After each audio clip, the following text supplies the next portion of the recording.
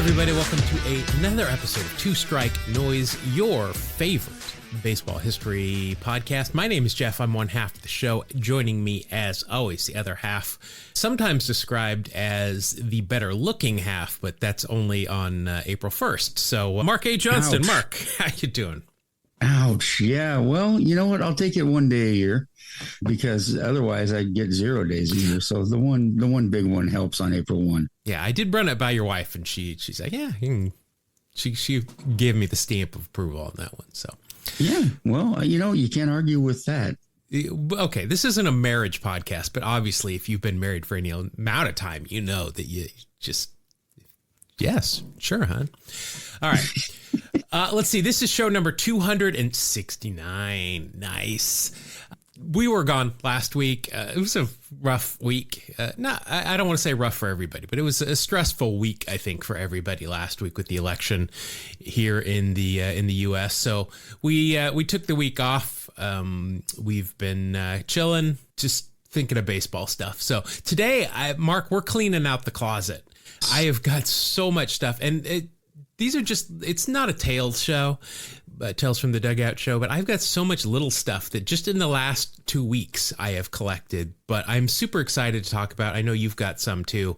So let's just get right into it. No BP because it's the off season, right? We don't need to. We're just. Well, but yeah, we're kind of BPing and mixing it with Tales from the Dugout and making it like an all BP. Yeah, we're getting ready for the Caribbean season. In the Australian season, right. We're just warming up. But first of all, there is breaking news. So we're recording this on Thursday. And this just broke today that the Tampa Bay Rays are going to be playing the 2025 season in Tampa, but at the Yankee Spring Training Stadium, Steinbrenner Field. Because, that's interesting, isn't it? Yeah, so 2 Major League Baseball teams are going to be playing at minor league parks this season. That's just weird. Should they still be called Major League Baseball? I don't know. But of those 2 teams, only one truly needs to be, though, playing at a minor league. There's, perfectly. Right. There's a stadium available. There is a perfectly available stadium. But I am wondering for the Rays, how many rainouts are they going to have to deal with this year? True. Good point. Yeah, that's it rains in Florida somewhere every day. Yeah, I mean, I remember working in Atlanta. I knew it was going to rain every single day at like 5 o'clock, maybe 6 o'clock, but the game would generally start on time unless it didn't. I mean, unless there was a big rain. But I mean, they could end up playing a lot of home games on the road is what I'm thinking. For teams like, let's say the AL West teams that only come in once, a year, if there's rainouts there and they don't happen to be close for a makeup game or makeup games, they might have to play those games that I know baseball ops loves games when you're playing at your home stadium, but you're the visiting teams. You have to switch everything up. Oh, yeah. That's real fun for a scoreboard operator. Let me tell you. It's interesting. Steinbrenner Field, I think it's definitely more prepared for major league players than the one up in Sacramento is, where they're still supposedly building things. And the clubhouses are going to be in center field, whether they like it or not. So, yeah, there we go. All right. Well, there's our Rays news for the show. Mark, there is a documentary on Netflix. It's been out for a while. I texted you about it, but have you seen it? It's called The Comeback. I have not watched it. No, I need to watch it because it sounds awesome. Yeah, so it's a documentary. I think it's three or 4 episodes long, and it's about the 2004 Red Sox comeback against the Yankees in the ALCS. And since we are a Red Sox history podcast, I thought I should say that even in jest. Yeah, I know. Because AI is like scraping. AI is scraping our words, and where's another Red Sox mention? No, nothing against the Red Sox. It's just that we're not a specific Red Sox podcast yet. We get lumped into those lists and stuff. And it's the burden we bear, but. Very good. First of all, I mean, just if you're a baseball fan, especially if you were a baseball fan, in 2004, just the players that they're talking to, the memories that come up. But do you remember how long those games took? I don't have any recall on that. So, I mean, just back, let's go back to 2004, no pitch clock, right? Just a regular season Yankees Red Sox game would take 4 hours at minimum. Yikes. I mean, that's just the way it was. But then you take it into the playoffs where the inning breaks are a little bit longer and everything's a little bit more important. So there's more pitching changes and stuff. These games were taking 5 hours. They were ending after midnight every night.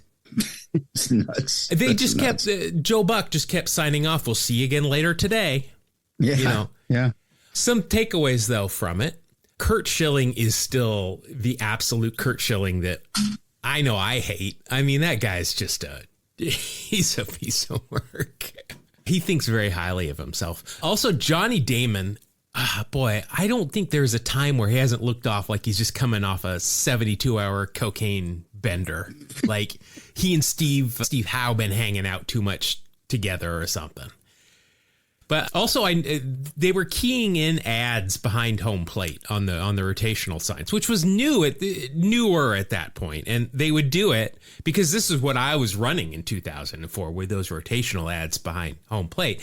Okay. And during ESPN games, they would come out with just a green screen piece of plywood and stick it in front of it, and then they would superimpose it on that. They still do this today. They don't need the green screen.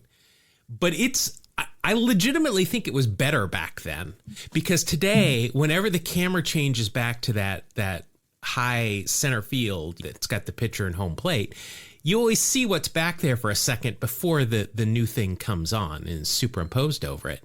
That didn't happen back then, but my God, the ads were so bad then. It was...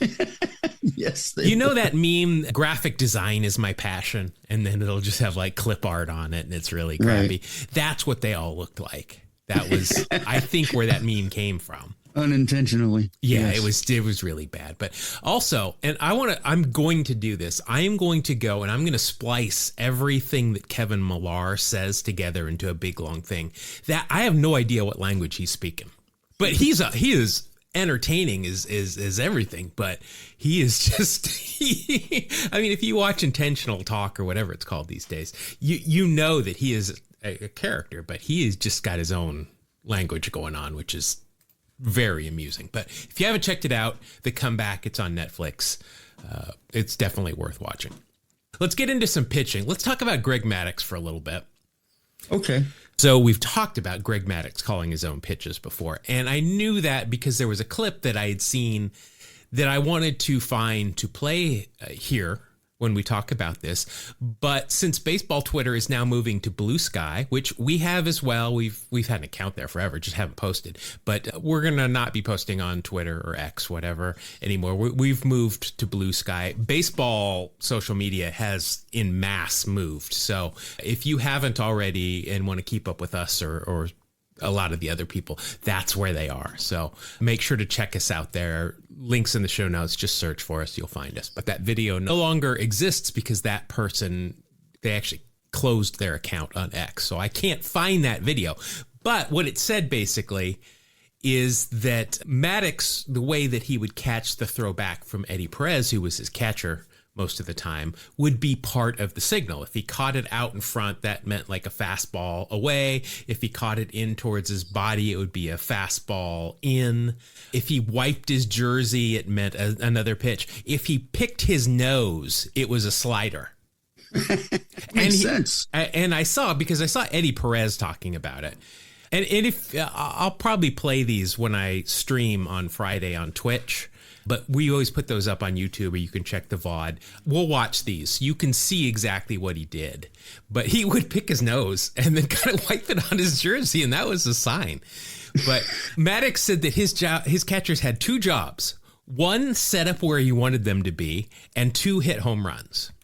That was it. He called the rest of the game himself, which is, I mean, Greg Maddux is just incredible. But I saw on Pitching Ninja's channel on Blue Sky, by the way, was he was talking to Roger Clemens, and Roger Clemens called his own games as well. So here's a clip I just wanted to play of Roger Clemens describing how he would call pitches. So basically, if I looked right down the barrel, if I got the ball and came into my set position, I looked right down the barrel, it was hook or split because I'm trying to go middle with those pitches. If I came up and I slightly move, I had to do it very easy, very slightly. But again, the batter, this was more before the pitch clock. So all kinds of stuff's going. The hitter stepping out, looking at signs, redoing his gloves. So if I looked, if my eyes went to the left, my catcher knew I want that side of the plate. It didn't matter if it was a righty or lefty. And that's going to be a fastball or a slider to that side of the plate. So if he went fastball away and I didn't move, he would just say with his hands, come on, I got you. So the same thing with the other side. I just glanced my eyes over there. He knew it was a backdoor slider if it was a lefty or I'm going away. Like Nolan did, Nolan would show his teeth when he wanted to throw his changeup. And so we got onto that. The other thing we had to be careful with is if one of my ex-catchers were on the other team. They got traded or picked up by the other team, all bets were off that night. So did you know that about Nolan Ryan, that he'd grit his teeth when he wanted to throw an off-speed pitch? I did not know that specifically, no. That is so interesting. I mean, this is so subtle here, what Clemens is describing, just a glance one way or the other. But I asked Rob Friedman, the pitching ninja, I said, is there... I mean, this word's got to get around pretty quickly. I mean, people are changing teams quite a bit. One of Clemens' catchers goes, he's going to tell everybody, right? But he said that they would just maybe not do this as much. But I mean, not just other catchers, but I mean, I just think if another catcher, one of his former catchers went to a team, he would tell everybody, right? Or was there some sort of code that you just don't? No, I think you share all that stuff with your new team. I would think so too. But obviously, beyond the steroids, Roger Clemens had a pretty good career. So Yeah. I don't know, but I'm fascinated by pitchers communicating before PitchCom on this kind of stuff. Very, very cool. PitchCom has taken all the starch out of that now, though, which, I get it. Yeah, we've discussed this. We like the pitch clock. We like the PitchCom. I mean, it has made the game better. And so you don't have to do this stuff. Remember, we've talked about it before, how Will Clark read Greg Maddux's lips in the 89 NLCS and knew what he was getting, and then he hit a grand slam at Wrigley Field. That's right. I mean, that's kind of cool. You lose out on that kind of stuff, but right. It's one of the things that I think we admit we both like. But staying on the Greg Maddux tip, I have found a band called the Punch Brothers. And now they are, I guess they're classified as bluegrass. I kind of know what bluegrass is. It's got a lot of banjos and, picking and grinning. I don't know. But this is actually really cool. These guys are like hipsters. They're kind of young, they're hipsters, but yeah, they've got a mandolin, a banjo, a violin. Like there's no drums, no guitars or anything. And I don't know, because they all look kind of young, how they would write a song about Greg Maddux. But they did. But it's called Movement and Location, which is a good title for a Greg Maddux song. But here's the couple of snippets of just listen to the song. Did you live in those 320 years for a thing but movement and location?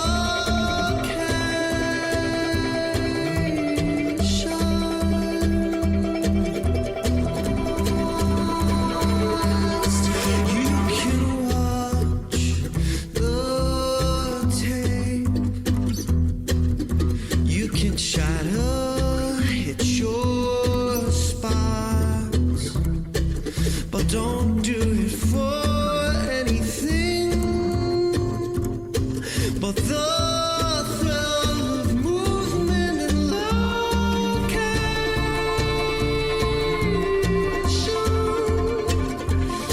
All the battle is lost.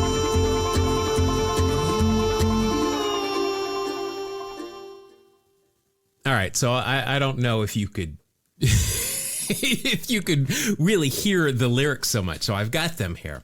They said, did he ever live in those 3 and 20 years for a thing but movement and location? So 23 years, Greg Maddux pitching. You can watch the tape. You can try to hit your spots, but don't do it for anything but the thrill of movement and location, or the battle is lost. So the song is only 3 verses long. The middle verse is about a woman. So I don't know how she works in there, but I don't know. I just thought it was cool that these guys do not look like baseball fans, but they made an entire song about Greg Maddux. Yeah, no, I that's cool. It's not something you're going to find on any of my playlists. Well, it wasn't mine either, cool. But it's going to, I mean, they've got some haunting songs, which are kind of cool. And just to see them make music with some unique instruments, or no other baseball songs to my knowledge from the Punch Brothers, but I'll link that in the show notes if you want more of that. I've got a bunch of more pitching stuff here. This is a pitcher's day for me for some reason. So we've heard of Cy Young, right? We've talked about him maybe before. The 511 and 313 career? Something like that. Yeah, something like that. Did you know there were more Cy Youngs? There is Irv Young, who was referred to as Cy the Second, also referred to as Young Cy. He is one of only 2 pitchers in modern baseball to have won 20 games for a team that lost 100. Oh, wow. He went 20 and 21 with the Boston Beaneaters in 1905 when the team went 51 and 103. Wow. So he won 40% of their games that year. The other pitcher to do it was Ned Garver, who we have mentioned before, the 1951 St. Louis Browns. He went 20 and 12, and I forgot to see what their record was that year, but they lost 100 games from what I've been told. Also, there's Harley Young, who was referred to as Cy the Third. Very original. Yeah, let's see. So Harley Young pitched only one season. In 1908, he split time between the Pirates and the Boston Doves. So apparently he was thought of very highly, but his 1 year in baseball, he went 0-3, but an ERA of 2.62. So not a lot of run support for either of those teams, it does not seem. And he did not strike out a lot of guys. 29 strikeouts in 75 innings. Wow. So you're saying he ended up about 511 wins behind the original Cy Young. So he was in the majors in 1908. He kept pitching to 1920, but never in the majors again. Yeah. And his overall record in the minors was 153 and 112. He was an early 4A player, it sounds like. Right, yeah. Cy the Second and Cy the Third. Other pitching stats that I wanted to talk about. Somebody brought this up. We've talked about Bob Gibson before as well, especially the 1968 season, right? Yes. 1.12 ERA for Bob Gibson that year. The games, though, that he did not pitch a shutout, the Cardinals went 9-9. Goodness gracious. So when he gives up just a single run, it's a crapshoot whether or not the Cardinals are going to be able to score a run in those games. But I mean, I guess that's kind of par, maybe not par for the course, but a lot more common with the mound being the height that it was at that point in 1968. Sure, yeah. You couldn't expect your team to go out and score 14 runs a game. No, or 4 for that matter. Right. I mean, 14 runs, that might be a whole month for maybe for the Cardinals. I don't know, but that high mound did its work. Yeah. Let's see. Also, a quick history note. Today, November 15th in 1989, Brett Saberhagen became the 4th pitcher to win the American League Cy Young Award for the 2nd time. He went 23-6 with a 2.16 ERA. He also won the AL Cy Young in 1985. I think if you've listened to this show for any amount of time, you know where I'm leading with this. This led Ford to make one of the smartest moves in marketing history, a move still steady today at some of the world's finest school of business. They came up with an ad campaign for Brett Saberhagen and his award and one of their trucks. Yes. Because they got the trucks that are on the ball. From work to play, they've got it all. They've got a base that's a real steal. And here's another very good deal. Or choose the truck named after me, the special edition Ford MVP. If you give me an excuse to play that, I'm going to play that. every time. But that's good stuff, man. Well, how did that not win some kind of an award? If not a Grammy, at least a Clio. I'm not sure the word good stuff and Brett Saberhagen rapping about a Ford truck have ever been mentioned in the same day. Well, sir, they have now. So these are from the Marshall Files. The Marshall, the unofficial advisor. Yeah, our executive producer. That's yes, our executive producer, Marshall. We won't use any last names because, of course, fans will show up. Marshall Mathers or no, different one? Okay, I know that's weird, right? I know they both listen to the podcast a lot. But. I'm sure that Marshall Mathers listen. Yeah, Slim Shady is tuning in all the time. But he pointed out this interesting guy named Bo Bell. Okay, his real name was Roy Chester Bell. And he said, check out his stats. So I'm looking at his numbers, and he had, to start off his career, he was playing for the St. Louis Browns in 1935, his rookie year. He only had 237 plate appearances, but he hit 304 and walked 16 times and struck out 16 times. So he was pretty even on that, had 3 home runs. The next season, he played 155 games.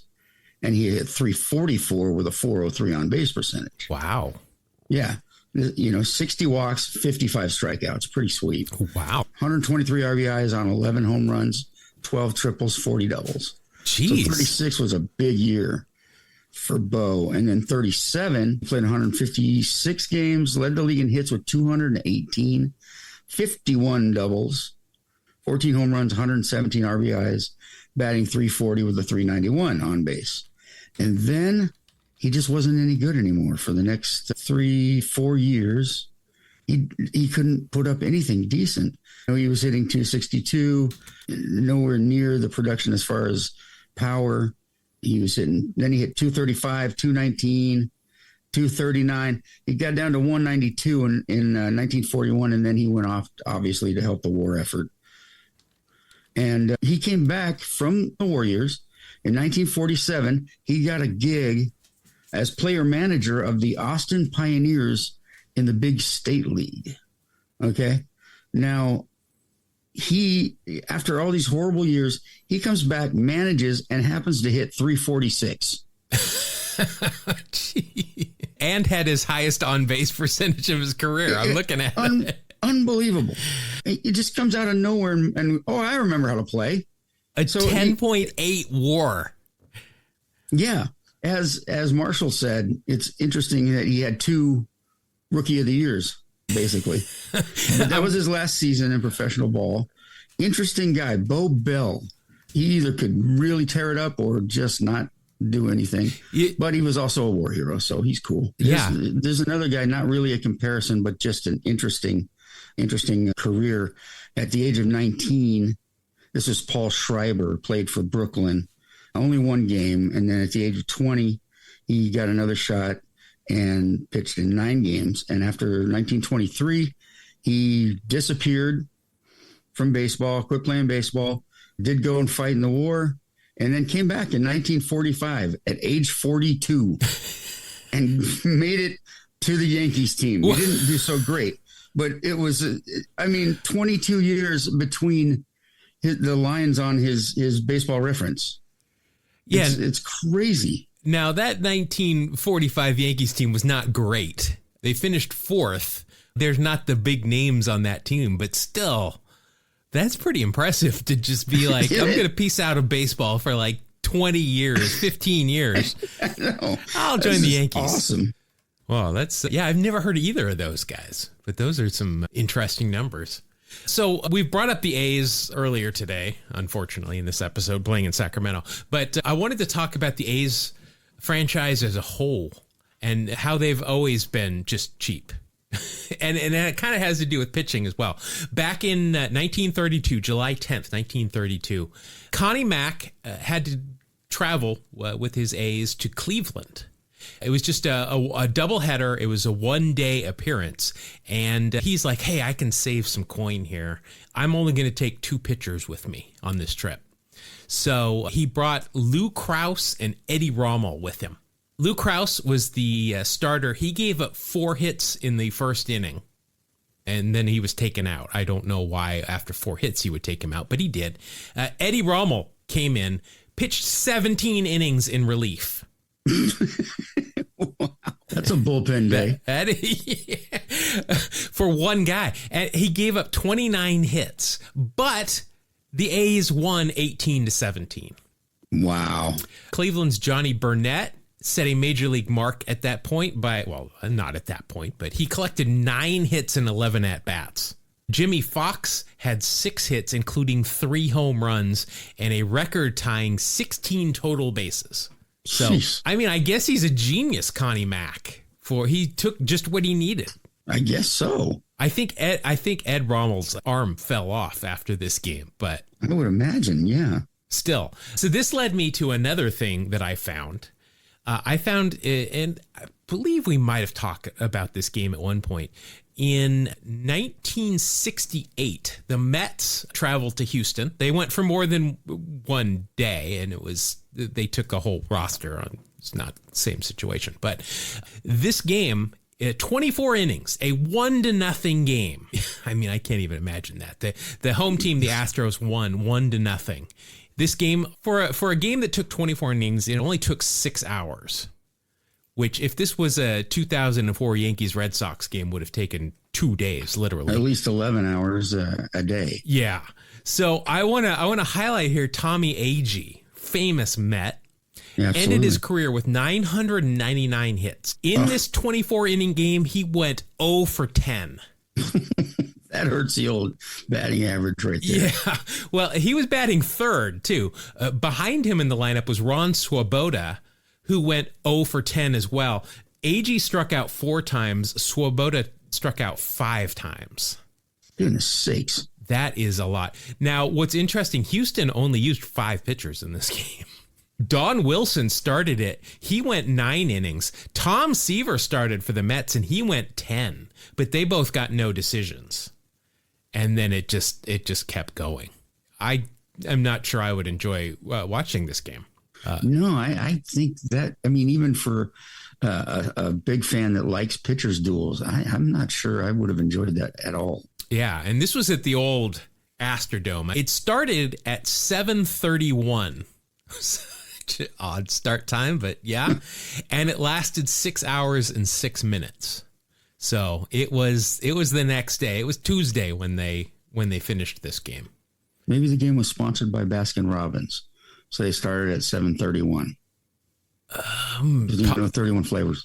Could be. I mean, I think it was the Blue Jays started all their games at 7-Eleven, or maybe it was the White Sox one year because 7-Eleven sponsored them. Yep. So hey, Baskin Robbins. We'll just assume that's true.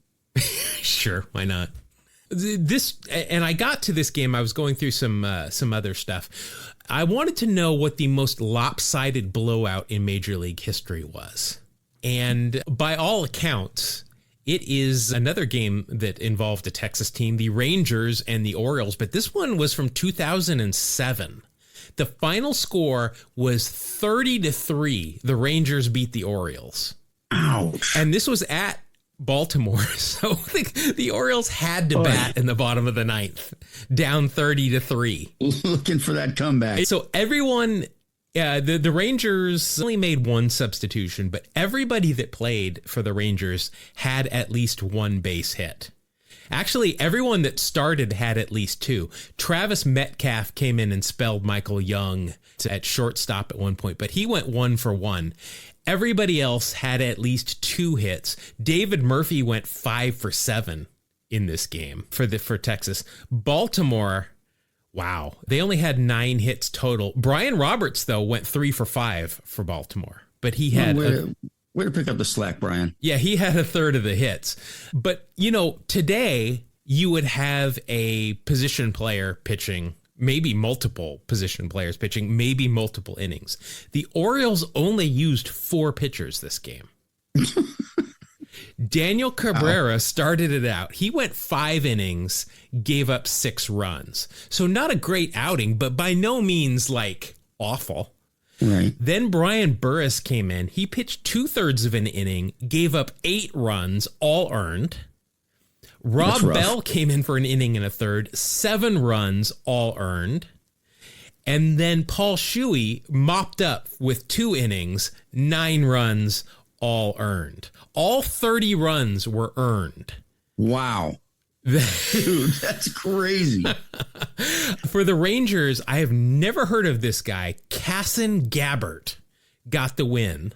He went 6 innings, had to feel pretty confident when he left. Wes Littleton came in and got a 3-inning save where he only gave up 2 hits, no runs. The Rangers hit 6 home runs in the game. Now, this Casson Gabbert, he improved his record to 6-1 with this outing. I have never heard of this guy. He played for 3 years in the big leagues, 2 with Texas and 2 with Boston, split time in 2007 between those 2 teams. He went 9-7 overall, but in 2007 with Boston and Texas, he went 6-1 with a 4.65 ERA. He went 6-1 with a 4.65 ERA, so he got a lot of run support. Imagine, maybe most of it was in this game. Imagine if Bob Gibson had that run support. Oh, come on, right? Like we talked about earlier. 42-0. Wow. The Mets, though, in that one game, though, they gave up the run, but they went 23 plus shutout innings, which is not bad for a loss. But then this led me to look, what was the biggest postseason blowouts? Because generally postseason games are closer. The biggest blowout in postseason history, again, not that far back. It was in 1999, the Red Sox over Cleveland. Boston won that game 23-7. And in fact, most of these biggest blowouts have been recent. One, Cleveland. Oh, you might not remember this one. Cleveland over Seattle, 17-2. That was a rough one. 2018, the Red Sox over the Yankees, 16-1. 96 NLCS. This is a game 7. This is to go to the World Series. And Atlanta shut out the Cardinals 15-0. Wow. Talk about just killing any hope that you had. Yeah. I think I remember that game. I'm pretty sure that they blew that open early. Like it was never close, if I'm remembering that right. And then we go back to 1936, the World Series. So this would be the biggest World Series blowout. The Yankees over the Giants, 18-4. Ooh. Those are some blowout games for sure. Let's see. Last thing I wanted to touch on today was free agency. Season's over, bunch of free agents, no big signings yet, but Scott Boras is at it. So Pete Alonso, first baseman for the Mets, is a free agent. One of the big names out there. Mets fans really hoping that he can be re-signed, but this is Scott Boras. I mean, this is what he does. He makes cheesy dad jokes to try and drum up interest for his guys. So obviously Pete Alonso's nickname is the Polar Bear. So this is his quote.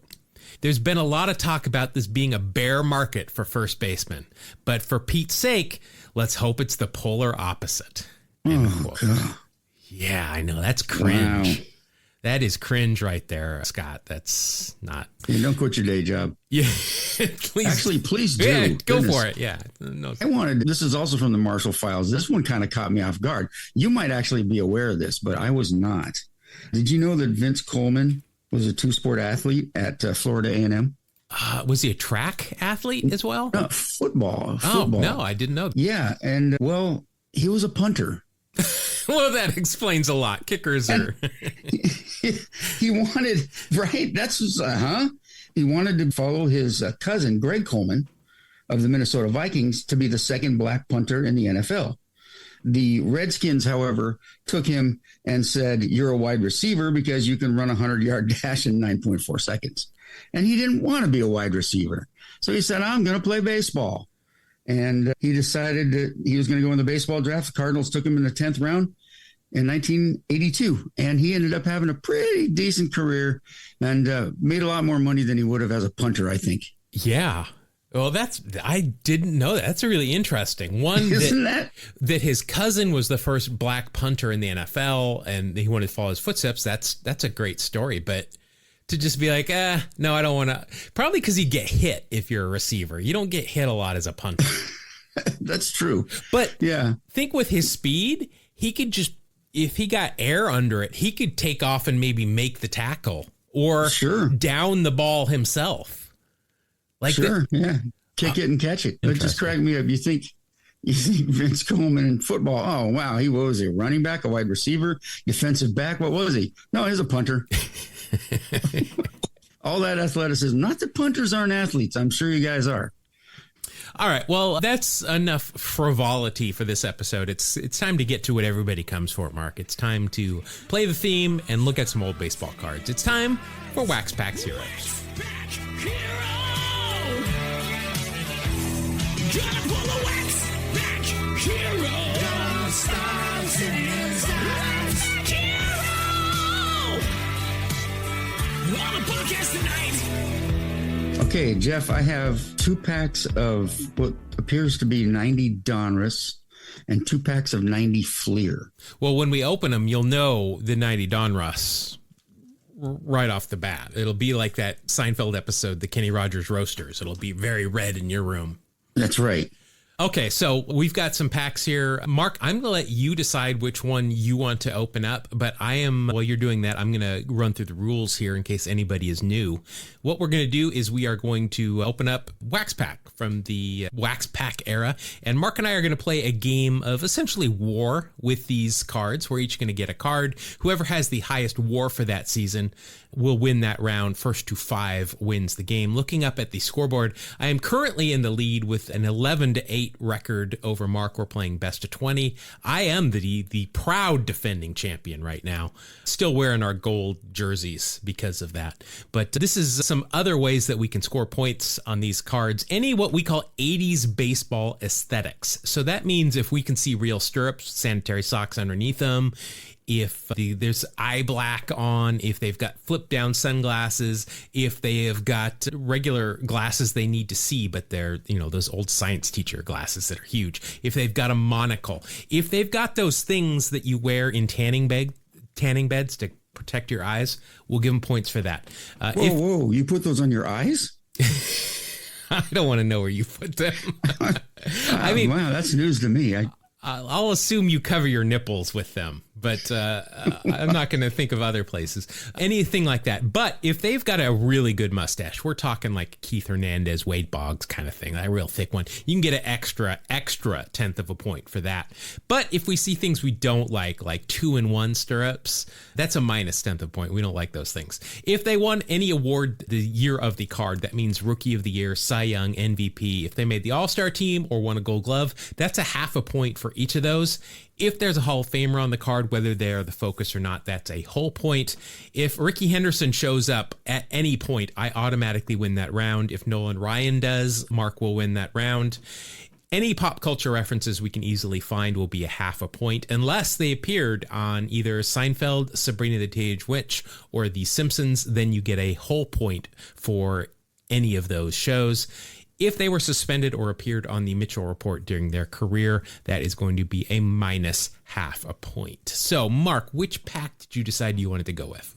I want to go with 1990 Fleer. These, by the way, are a gift from listener Wes B., who was the guy that gave us those awesome cards that had presidential and vice presidential names. Oh, nice. Thank you, Wes. So he sent us along some wax packs, too. All right. Thank you, Wes. Okay, so here we go. I'm going to go ahead and open these and then ask you, do you want the lefts or the right stacks? I usually go left, but I've seen what's happened going left recently, so I'm going to go right. All right, let's see. Now, these have stickers with a baseball quiz on them. We could do, but We'll save those for next week. We'll throw that in the BP. We'll hold segment. on to those. Yeah. Okay. Sounds good. Okay, so you're going to go right. This is going to confuse me because I'm used to being on the left. But Well, you could just switch them and put a Jeff file and a Mark file. That's what I generally do. Okay.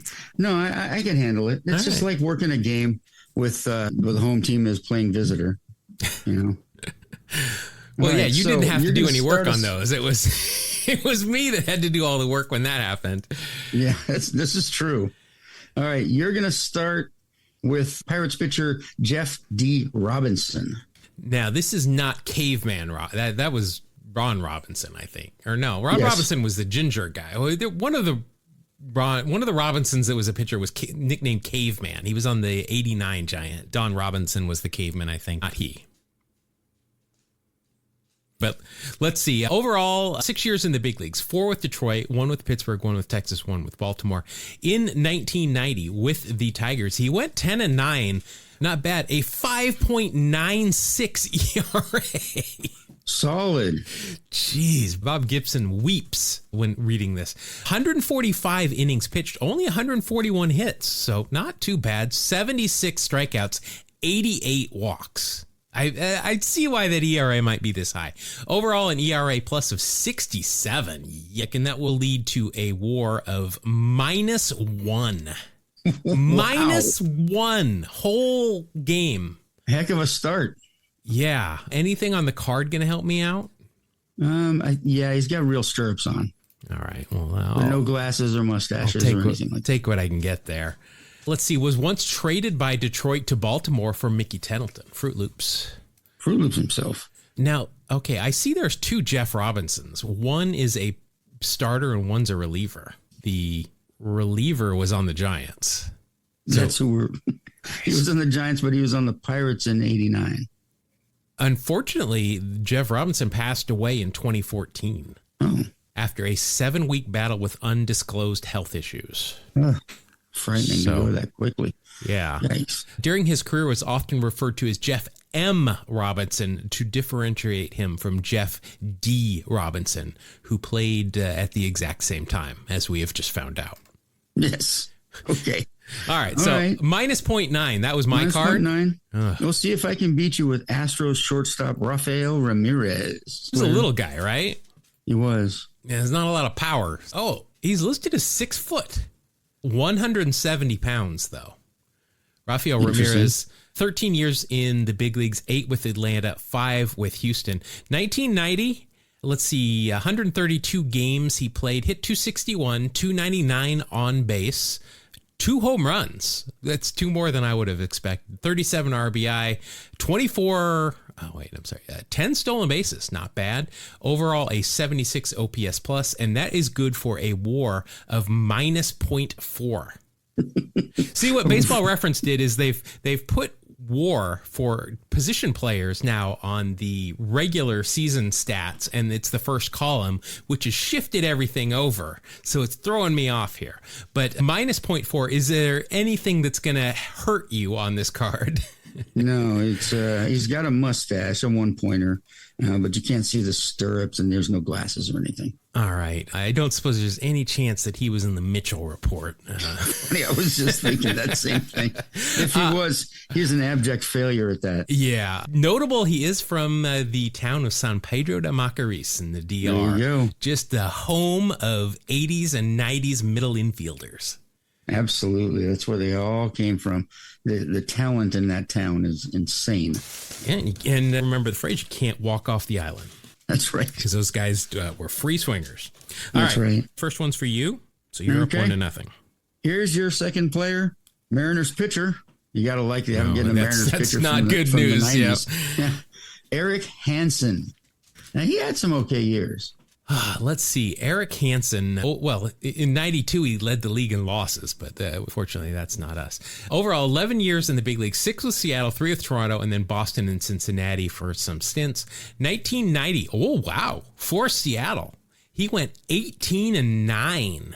Yeah. He did decent. Did he win every single game for the Mariners that year? I think so. I think we won 18 games that year. 3.24 ERA, 236 innings pitched. Wow, workhorse. 205 hits, 211 strikeouts.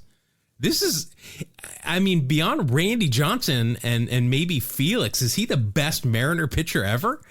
ERA plus of 121 and a WAR of 5.0. Not bad. Anything on that card going to help me out? No, clean shaven, just showing the upper half with the S on the hat. My favorite Mariner. Yeah, that's my favorite Mariners hat. And no, nothing else. Nothing's going to make any changes, but that's a heck of a score. 1993, traded with Brett Boone by the Mariners to Cincinnati for Bobby Ayala and new Mariners manager Dan Wilson. Also Mariners Hall of Famer Dan Wilson, right? After he retired, he took on a career in competitive amateur golf. Interesting. Yeah. Didn't go pro, which... No, competitive amateur. Yeah. All right. So that is a 5 WAR. I mean, that's going to be hard to beat, but... Well, let's see if I can pull it off with, how do you say this? Joe's Canseco? Oh, Jose Canseco. Let's see. In 1990, unless this was one of the years where he was hurt the entire year. Yeah, it wasn't 89. He was hurt for quite a while. Well, let's see. All-Star year in 1990. So right off the bat, you get a half a point. Hit 274, 371 on base. Oh, but you got the Mitchell report, off the bat. So that'll wipe out the All-Star. Let's see. 274, 371 on base, 37 home runs, 101 RBI, 19 stolen bases, a 159 OPS plus, and a 5.4 WAR. So now you're on top here already because he was an All-Star, but Mitchell report, so that's going to wipe that out. So you're at 5.4. Right. Did he have that wispy mustache in this card? He did not. He did not. All right. So you are at 5.4. Is there anything that's going to help you on this card? No, he's got a wristband, but it's not Mims. No. Well, so, I mean, he's going to probably have to get pop culture points for having dated Madonna. This is true. Yeah. Yeah, I have a hard time saying I felt confident, but I don't think Jose Canseco is going to lose to Eric Hansen in this case. Yeah, not this time. I'll take it. Yeah. All right. Shoot. I mean, I think Madonna is his greatest pop culture reference, but let's see here. He was in a boxing match that he didn't show up at and sent his brother Ozzy instead. All right. Featured in the reality TV show Strippers Ball Special with Jenna Jameson, Dennis Rodman, and Magic Johnson. What the hell's Magic Johnson doing with that group? My Lord. Was on The Surreal Life. Was also in a basketball drama called Slamma Jamma. Okay. Let's see. A black belt in karate and taekwondo and practices Muay Thai. And claims himself as an expert with nunchucks. Ooh. Wow. I mean, there is the list here is his playing list is almost as long as the legal issues and controversies list. Yes. All right. You're up 2-0. Next round. All right. So now you have Cardinals pitcher Joe McGrain, who could have had a decent year. I mean, he had some good years. Yeah, when he was pitching well, I wonder if his nickname was the Headache. It should have been. 8 years in the big leagues, 6 with St. Louis, 2 with the Angels, and 1 with the White Sox. 1990, he went 10-17 with St. Louis. 3.59 ERA, so that's probably about league average at that point. 203 innings, 204 hits, 100 strikeouts, a 106 ERA plus, and a WAR of 2.4. So, yeah, it seems like probably not a great team. Anything going to help me out on the card? I'm trying to see the stirrups here. Yeah, I'm afraid those are fake. Ugh. Oh, but you got a mustache. Okay, so that'll even out there. Let's see. Not a great pitcher in the postseason. Appeared in 3 games, 8.74 ERA with a 0-1 record, 11 innings, 13 hits, 11 runs, all earned, 8 strikeouts, 7 walks. So not that great. A little rough. Yeah. First round draft pick in 1985. How many times have we had him? Or if just multiple players had daughters that were on American Idol?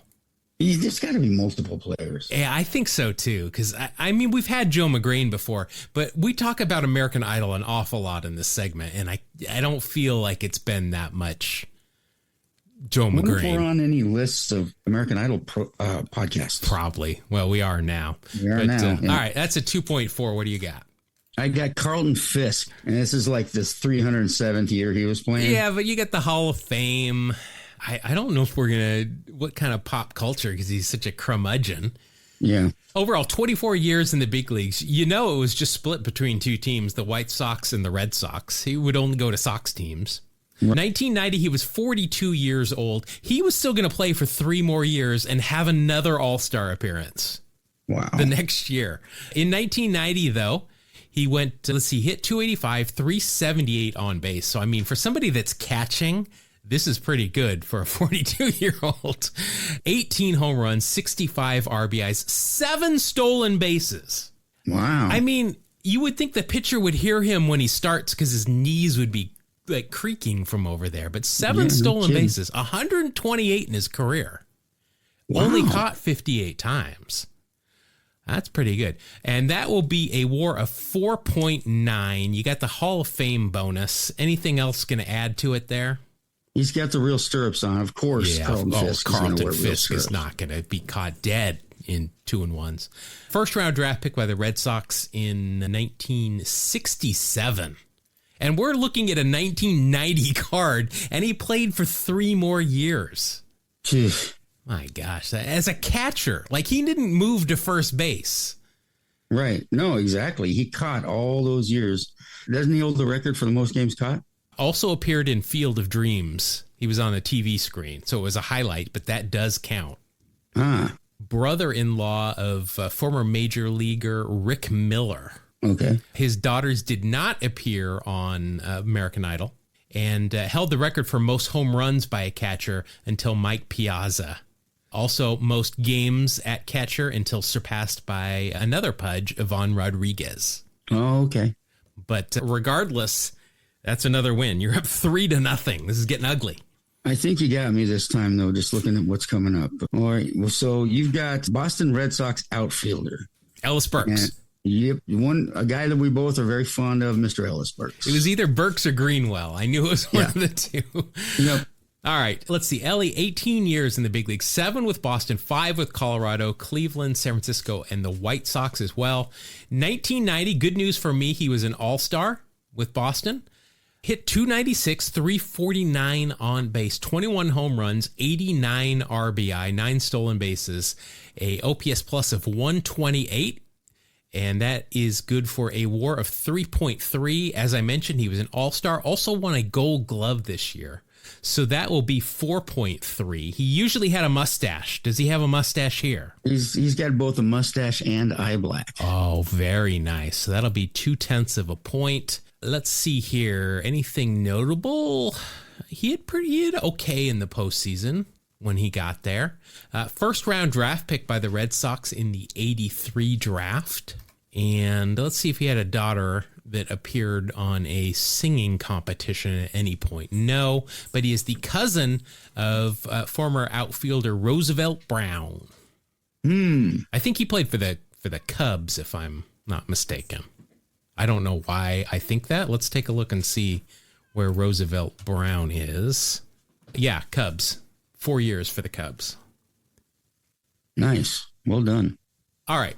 So that'll be a 4.5 for me. And what do you have? I don't think I got much of a chance with Yankees shortstop Alvaro Espinosa. Except for he's got those killer science teacher glasses, let me tell you. I have been collecting pictures for a video, and I've found a bunch of pictures that Espinosa is in with those glasses. And he wore his hat very high on his head, too, if I remember correctly. But this has him in a batting helmet, so. Yeah. Well, that's not going to prove my point, but I'm looking at pictures of him with a high hat. Let's see. High hat. If he's a drummer, maybe we'll give him a high hat with a souped up tempo. Yo, I'm going to roll. It's time to go solo. Hey, what, is that enough? Am I going to have to give you Vanilla Ice points? 1990, overall 12 years in the big leagues. 4 with the Yankees, 4 with Cleveland. He also played for Minnesota, the Mets, and your Seattle Mariners. Do you remember that in 97? I do. Yeah, minus 0.6 WAR that year. Yeah, it was rough. Let's see. 1990 for the Yankees, hit 224, hit 224, 258 on base. 2 home runs, 20 RBI, a 50 OPS plus, and that is good for a WAR of 0.4. So close. So let's see. I think he was one of the. Yeah, he's a big utility guy. He's got phone numbers over there in his positions played. I guarantee you, if he played today, he would have pitched some as well in blowouts. Traded by Cleveland with Carlos Baerga to the Mets for Jeff Kent and Jose Vizcaino, which is always a fun name to say. As is Espinosa. Espinosa E. Those are fun.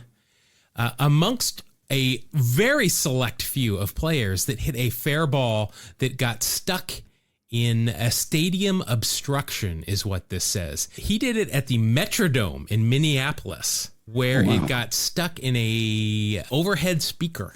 Nice. So, yeah, amongst the other guys that have done this, names that he doesn't really belong with. Rupert Jones, Dave Kingman, and Jose Canseco. Yeah, so I'm on the board. Glasses and a mustache. Don't forget those. Doesn't matter. That'll take you minus 0.2. All right, it's 3-1. 3-1, and I think you may have me again here. You've got a guy that was a pretty darn good hitter, Mr. Ivan Bubbling Calderon. Good Jerry curl. Yes. I know he had facial hair as well. Yes. Let's see. Ivan Calderon, 10 years in the big league, 6 with the White Sox, 3 with the Mariners, 2 with Montreal, and then 1 with Boston. In 1990 with the White Sox, 273 average, 327 on base, 14 home runs, 74 RBI, 32 stolen bases. Wow. 16 caught stealing. He stole 31 and was caught 16 the next year as well. Also led the league in double plays grounded into this year with 26. Jeez. Wow. That is a lot of double plays to grind into. Overall, a 110 OPS plus and a 2.6 ERA, a 2.6 WAR. Anything on that card can help me out? Yeah, you got the mustache. Okay. I'll give it a 1-pointer, and you've got real stirrups, too. All right, I'll take that. Let's see. Calderon was traded quite a bit. They traded by the White Sox to the Expos for Tim Raines. Oh, wow. Take that whenever we can. Oh, wow. I think we've talked about this before. Shot multiple times in the head and back point-blank range in Puerto Rico in 2003. Murder remains unsolved. That's right. I forgot about that. Yeah. But, all right, 2.8. Who's your guy? Catcher for the Phillies, Steve Lake. Well, you're going to get a point there for his most famous baseball card. Was it the 91 studio set with his bird on his shoulder? That's right. That was, if you've checked him out, that might have been one of our cards on our YouTube channel on the Guess the Card shorts. Just saying. Maybe you want to go check that out. Let's see. 11 years in the big leagues, 5 with the Cubs, 4 with the Phils, 3 with the Cardinals. 1990. He hit 250, 286 on base, no home runs, 6 RBI. He only appeared in 29 games this year. 56 OPS plus, a minus 0.1. But he has a mustache, so. All right, so he's even there. So he'll take it to 0. Let's see if there's anything else other than, I think Ruffles was the name of his bird, if I'm remembering correctly. Wow. How does his Wikipedia not talk about his baseball card? Weird. I guess we'll have to edit that. Famous baseball card. All right, it's 3-2. We got a barn burner here this week. Yeah, it's 3-2, and you've got outfielder for the Reds, Herm Winningham. I think his claim to fame is that he was on Reds Hot, so I'll get that. Oh, you did get that, yeah. Get that bonus. Let's see. Overall, 9 years in the big leagues, 4 with Montreal, 4 with Cincinnati, and then Boston and the Mets. In 1990. Let's see, he hit 256, 314 on base, 3 home runs, 17 RBI, a 98 OPS plus, and a WAR of 0.3. Anything on that card going to help me out? No, clean shaven, just the upper body shot. Looks a little goofy. No. All right. Well, as everybody did in the 1990 World Series for Cincinnati, he hit well, went 2 for 4. He was drafted in the first round 3 different times. By the Brewers, the Expos, and finally with the Mets, who he signed with. But then he was shipped to Montreal for Gary Carter. That worked out pretty well for the Mets. Yeah. And let's see, beside Reds Hot, I don't see anything else that's going to help me, but I'll take the Reds Hot bonus to take me to a 0.5. All right. I'm going to go up against you with Texas first baseman Rafael Palmeiro. Yeah. Well, you know, even with the Mitchell report, I don't think I'm going to be able to beat Rafael Palmeiro. Let's see. In 1990 with the Rangers, 20 years, though, he did play. 10 with the Rangers, 7 with Baltimore, 3 with the Cubs, who he came up with. 1990, led the league in hits, also with 191. He hit 319, 361 on base, 14 home runs, 89 RBI, and a 131 OPS plus, and that is good for a 4.3 WAR. Guessing he's got a mustache. He does. And a pop culture reference. Oh, he does. All right. Hit me with pop culture. He did that commercial for Viagra. All right. Yeah. Well, give him that. I remember Edgar Martinez commenting on that. Someone asked him about it, and he said, "I don't care how much they're paying. I would not do that." Hey, Viagra, hit me up. I'm happy if you want to pay me. But, Edgar, he's a Hall of Famer. First round draft pick also by the Cubs in 1985. But yeah, good for you and Viagra. You are up 4-2. You're on the cusp of another victory. All right. You have a guy who he's an expo in this, but before played for Atlanta. In Atlanta, they just simply referred to him as God. Zane Smith. Overall, 13 years in the big leagues, Pittsburgh and Atlanta for 6 each, Montreal and Boston as well. In 1990, he split time between Montreal and Pittsburgh. Overall, went 12-9 with a 2.55 ERA, 215 innings pitched, 196 hits, 130 strikeouts, a 143 ERA plus.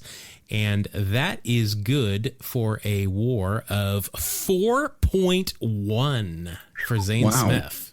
Didn't see that coming. No, I'll take it. Anything else on the card going to help me? No, nothing. Wow. Career in the postseason. He went 1-4 with a 2.88 ERA. Struck out 18 in 25 innings, only walked 4. All right, I'll take that, a 4.1. Who's your guy? All right, I've got Hammers outfielder Dale Murphy. This was later in his career, though, so I don't expect to get a huge WAR. And no Hall of Fame bonus, unfortunately. Nope. So 1990 was the year that he started in Atlanta, but was traded to Philadelphia. So overall, he went he had 245, 318 on base, 24 home runs, 83 RBI, 9 stolen bases, and overall a 99 OPS plus and a WAR of exactly 1.0. Well, you know what? Zane got him pretty good. Yeah, I mean, they were teammates. First round draft pick in 1974, 5th overall.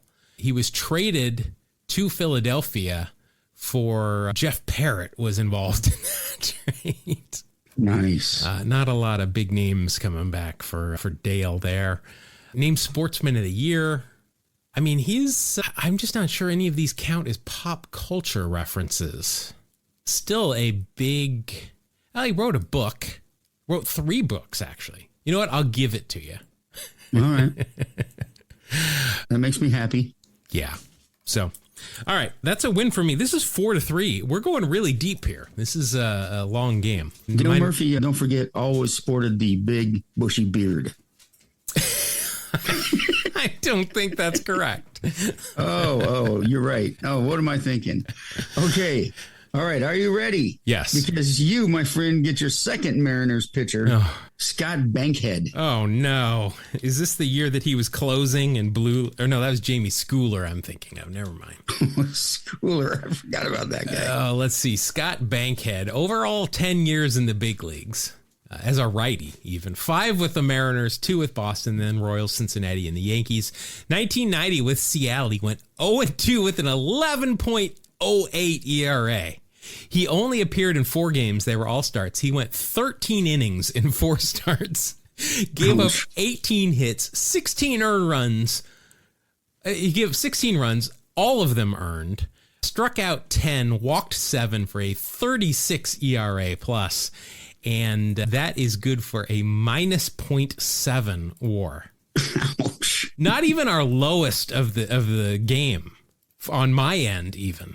But geez, He's got some real stirrups on. Oh, well, there we go. That'll set him up for you. First round draft pick, but traded by Kansas City with Mike Kingery and Steve Shields to the Mariners for Danny Tartabull. Oh, there's some Seinfeld points. Do I get related Seinfeld points? For this guy, sure. Well, that would take me into the positive. So you got to be careful if you do that. Well, I'm telling you, it ain't going to matter. All right. Who's your guy? Well, let's just say it's an automatic win. Nolan Ryan? Card, 300 strikeout club, Mike Scott and Nolan Ryan. Oh, they're both on that card. Yes. Well, yeah, you automatically win because it's Nolan Ryan. Wow. That's right. The first time we've pulled one of our players since we instituted this rule. That's beautiful. Is he gritting his teeth? It looks like he's ready to go another 9 innings. No, he's not. He's not gritting. He's not going to throw that pitch. Yeah. Well. Yeah. Oh, congratulations. There you go. That was it. Thank you. It seemed like a pretty easy win for having to go that long, but that'll move you up to 9 wins. It's now 9-11. It's getting a little close for my liking here. You guys got to slow down on the champagne. Yeah. Wow. The chicken and the beer in the clubhouse needs to cease immediately. All right. Well, that'll do it for this episode. Thank you very much for listening to us. Again, if you want more of us, you can find more of us in plenty of places. The social medias, we are at 2 Strike Noise. That's TWO Strike Noise. As I said, make sure to follow us on Blue Sky. That's where we're going to be doing most of our social media posting. Our YouTube channel, I've been working on a lot of stuff there, so check back in there. Follow us there. Subscribe so you know when new stuff gets put up there. Putting a couple of things a week up there, so make sure to check that out. And we also have an email address, Mark, you'll tell us about. You can write us. You can make it a long email, a short email. You can just say hi. You can tell us you don't like us, whatever you want. But you have to use this email address. And it's a rough one, so write it down. It is 2strikenoise@gmail.com. Spell it out, TWO strike noise @gmail.com. There you go. All right. That'll do it for this show. Thank you again for listening, and we'll see you again on the next episode of 2 Strike Noise. Thank you. God bless you. Have a great day.